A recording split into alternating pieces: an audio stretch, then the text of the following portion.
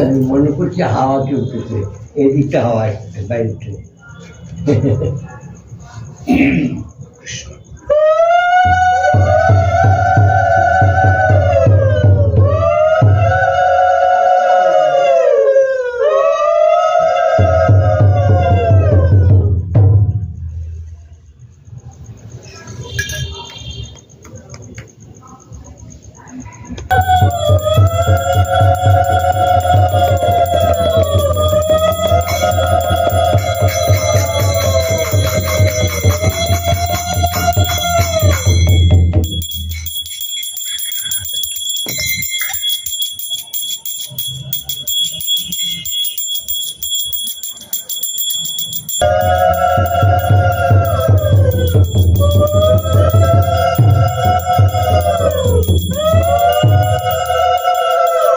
শ্রীরূপং সাগ্রজাতং সগুণ রঘুনাথানিতং তং সজীবং সাদ্বৈতং সাবধূতং পরিজন সহিতং কৃষ্ণ চৈতন্য দেবং রাধা কৃষ্ণ পদন সগুণ ললিতা শ্রী বিজয়নিতং অজ্ঞেন জ্ঞানাঞ্জন শলাকয়া চক্ষুরোন্মিলিতং येन তস্मै শ্রী গুরুবে নমঃ।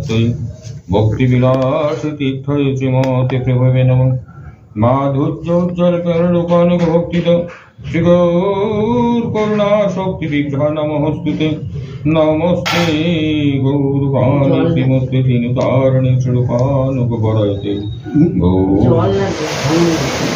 গৌরপদম ভুজরাধ মদন মোহন দিব্যদ বৃন্দারণ্য কল্প দ্রুমদ শ্রীমৎ রত্নগর সিংহাসনস্থ শ্রী রাধা শ্রী গোবিন্দ দেব পৃষ্ঠ বিশ্বভূমান্য করমি শ্রীমান রাসরসদম্ভি বংশী ঘোষতটস্থিত কর্ষণ বিনশনায় গোপী গোপীনাথায় শ্রী অর্চন তত্ত্ব কাঞ্চন গৌরাঙ্গী রাধে বৃন্দাবনেশ্বরী বিশ্বভানু সুতে দেবী। রাম হরে রাম রাম রাম হরে হরে।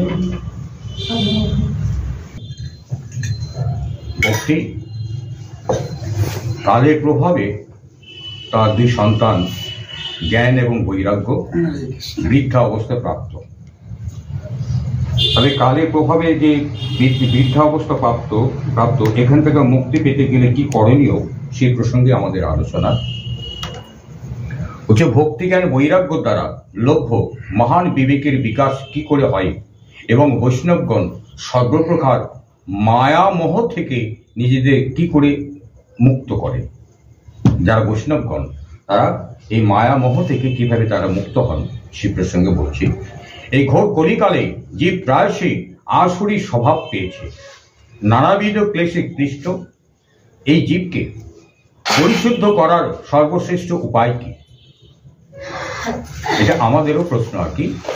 এই কলিযুগে জীব বেশিরভাগই দেখা যাচ্ছে যে আসুরি স্বভাব পেয়েছে আর কি বিভিন্ন যন্ত্রণায় পড়ছে, সুখে কেউ নেই। আর এই জীবকে পরিশুদ্ধ করার সর্বশ্রেষ্ঠ উপায় কি আছে?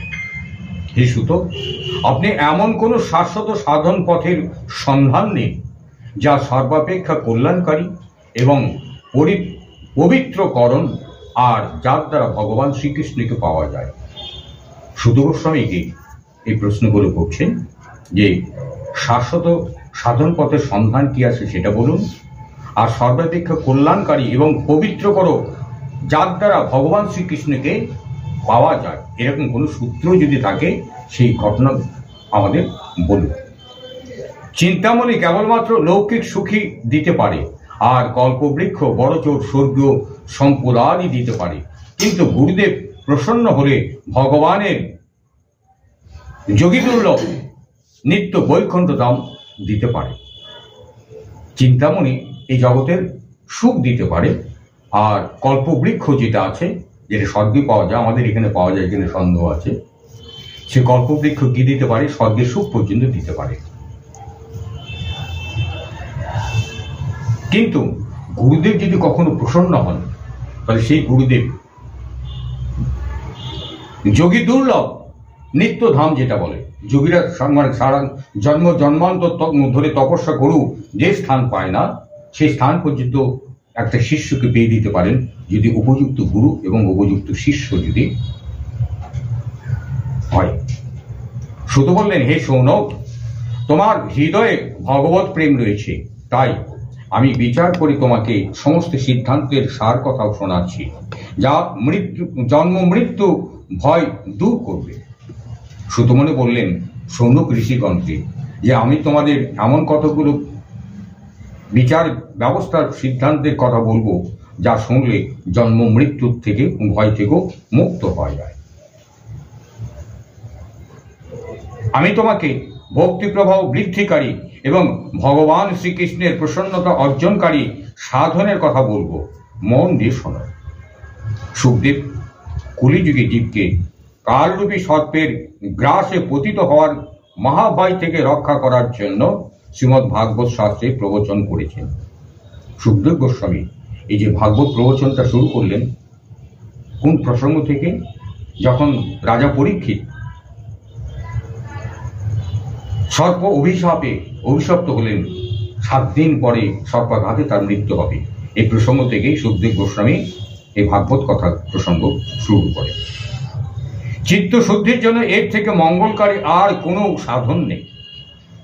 আমাদের যে চিত্ত বিচলিত, এই চিত্তকে যদি শোধন করা হয়, শোধন করতে গেলে একমাত্র ভাগবত কথা ছাড়া আর কোনো উপায় নেই।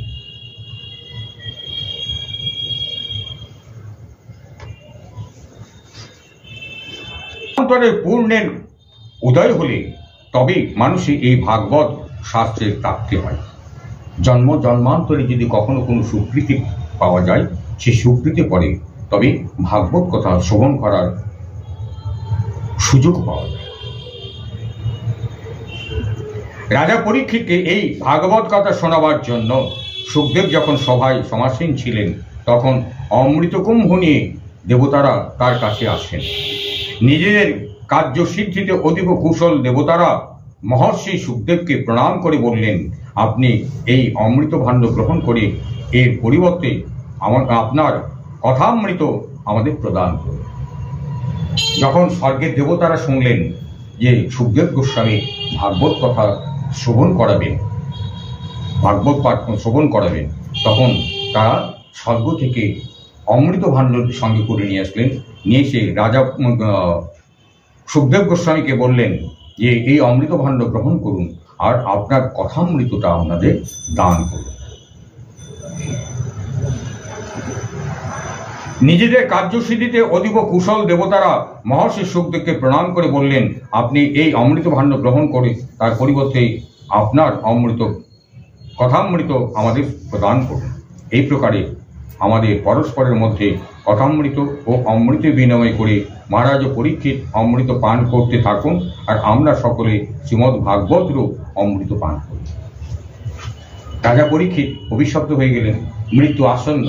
তার মৃত্যুকে জয় করতে গেলে অমৃত যদি পান করা হয়, অমৃত যা পান করলে আর কোনোদিন মৃত্যু হবে না।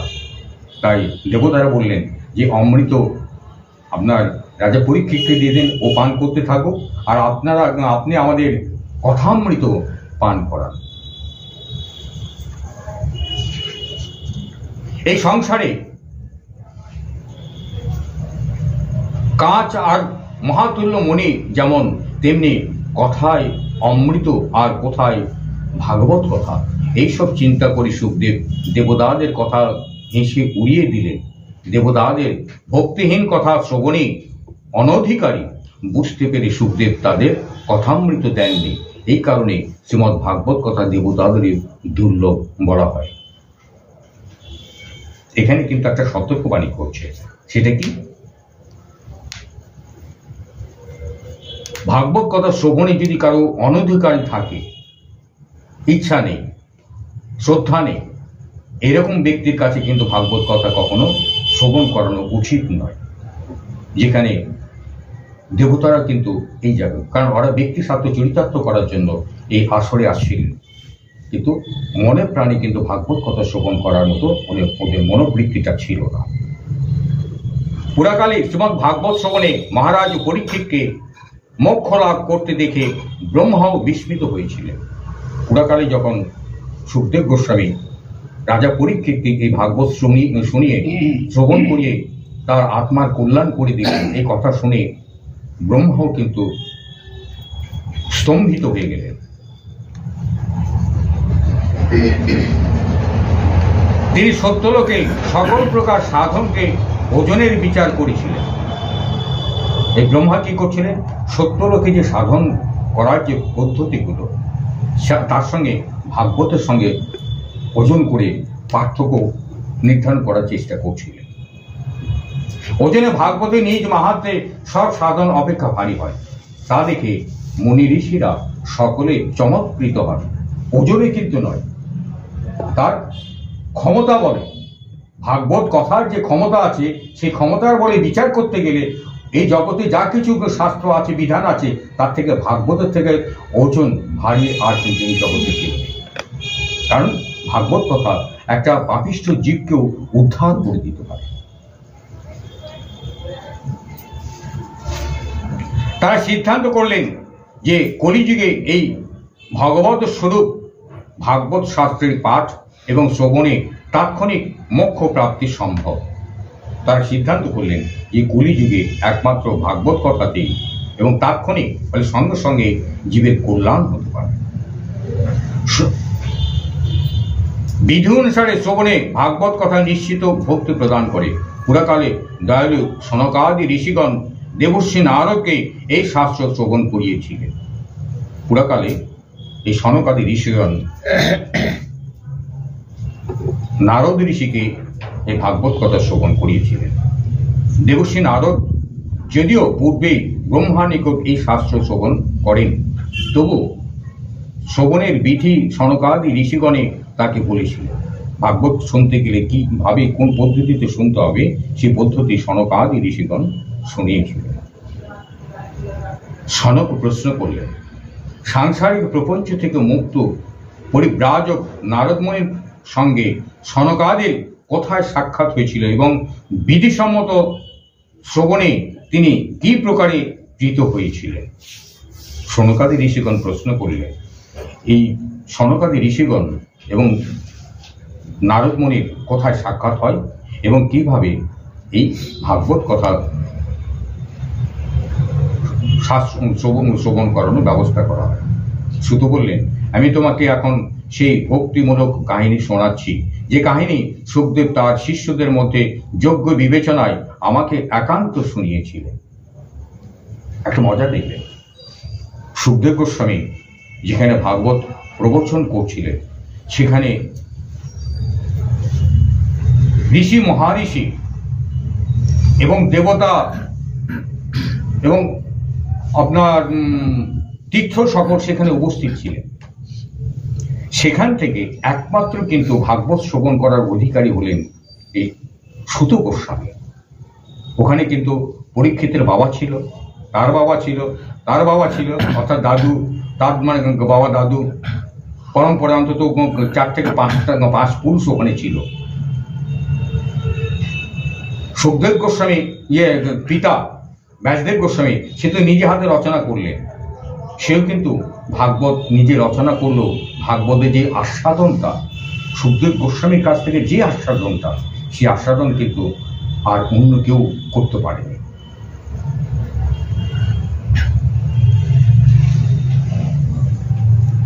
একদিন এই 4 জন পবিত্র ঋষি সৎ সঙ্গের জন্য বিশাল নগরীতে এসেছিলেন। তারা সেখানে নারদকে দেখতে পান। তাহলে এই 4 জন ঋষি তদানীন্তন সময়ে বিশাল নামে একটা নগরী ছিল এবং সেই নগরী এসে নারদের সঙ্গে তার সাক্ষাৎ হয়। সনকাদি ঋষিগণ প্রশ্ন করলেন, হে ব্রাহ্মণ, আপনাকে এত ব্যাকুল দেখাচ্ছে কেন? এত কি চিন্তা করছেন? এত দ্রুত চলছেন বা কোথায়? কারণ নারদ তো উদ্ভ্রান্ত, কারণ ভক্তিদেবীর তার 2 জন পুত্র অজ্ঞান হয়ে পড়ে আছে এবং বৃদ্ধা অবস্থায় কি করলে সেই তাদের বৃদ্ধা অবস্থা দূরীভূত হবে এই চিন্তাতে মশগুল ছিল। কারণ গীতা পাঠ করালেন, কিন্তু ভাগবত কিন্তু শ্রবণ করায়নি। আর গীতা পাঠ করানোর জন্য ক্ষণিকের জন্য তাদের জ্ঞান ফিরে আসছিল, আবার তারা মূর্ছিত হয়ে যায়। তখন সেই নারদ মানে বুদ্ধিতে স্থির করতে পারলেন না যে এদের পূর্ণ অবস্থায় সুস্থ করাতে গেলে কি শাস্ত্র অধ্যয়ন করানো দরকার, নিজে উপলব্ধি করতে পারছে না। তখন বিভ্রান্তের মতো তীর্থে তীর্থে ভ্রমণ করছিলেন এবং তীর্থে তীর্থে ভ্রমণ করতে গিয়ে সেই বিশাল নগরীতে গিয়ে সেই চতুষ্ষণ ঋষিদের সঙ্গে সাক্ষাৎ হয়।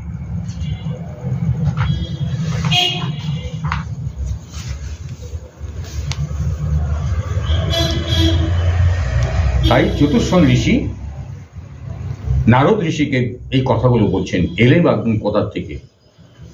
হিত সর্বস্ব ব্যক্তির মতো আপনাকে ব্যাকুল দেখাচ্ছে, অর্থাৎ আপনার যা কিছু সম্পদ ছিল সব হারিয়ে গেছে এরকম মনে হচ্ছে আপনার আচার আচরণ দেখে।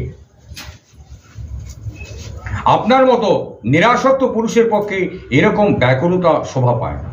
কারণ নারদ তো মানে নিরাসক্ত, নিজস্ব তো কোনো পরিবার ছিল না এবং কোনো ফ্যামিলি ছিল না এবং নিজের জন্য কোনো রকম চাহিদাও ছিল না, তাহলে নিরাসক্ত।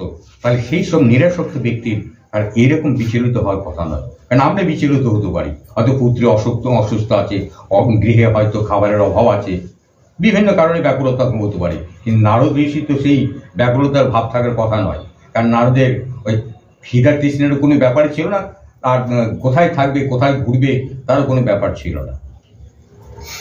তাই নারদ বললেন, পৃথিবীকে সর্বশ্রেষ্ঠ লোক মনে করি আমি এখানে এসেছি।